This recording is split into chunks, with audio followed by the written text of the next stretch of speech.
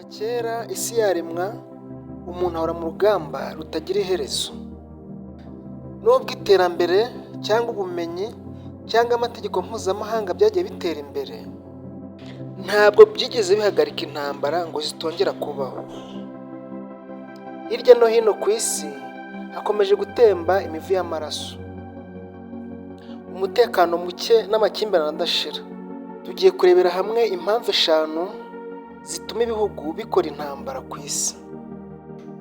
Komeza ubane natwe, udukurikire kandi udukunde, usharinge ibiganiro bigeye no ku bandi kugira ngo nabo bajye babona ibiganiro byacu. Ikaze.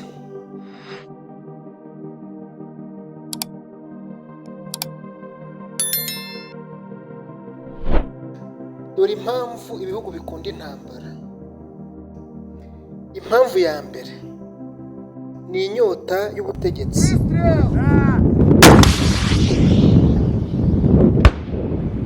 Buri gihe hahora havuka abayobozi bashaka ubutegetsi aho gushaka amahoro.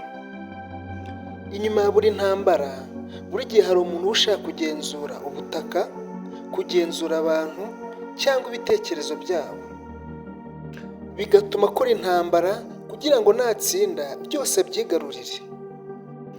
Impamvu ya kabiri ni inyungu z'ubukungu. Mu gihe miliyoni z'abantu bapfa, bake barunguka. Abacuruza intwaro, abacuruza peteroli n'imbaraga zikomeye ku isi.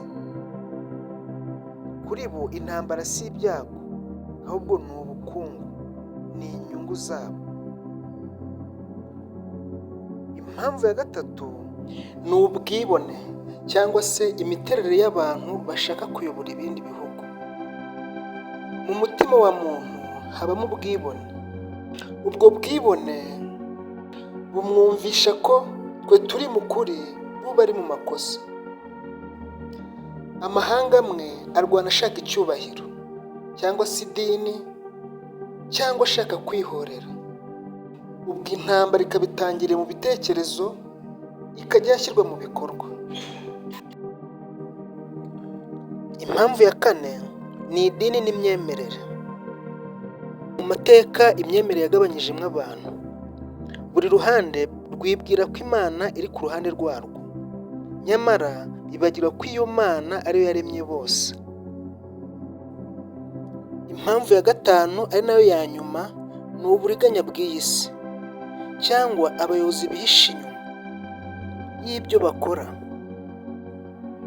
Hari intambara zidategurwa n'ibihugu, ahubwo zigategurwa n'imbaraga z'ibanga. Amayeri, uburiganya n'ibinyoma bikoreshwa kugira ngo isi igume mu kavuyo. Itangazamakuru rikunda guhisha ukuri, abantu bagasigara mu mwijima. Intambara ntabwo zikurwa n'intwaro zigezweho cyangwa ibiganiro bya politike gusa. Komeza ubane natwe, udukurikire kandi udukunde, usharinge ibiganiro bigeye no ku bandi kugira ngo nabo bajye babona ibiganiro byacu.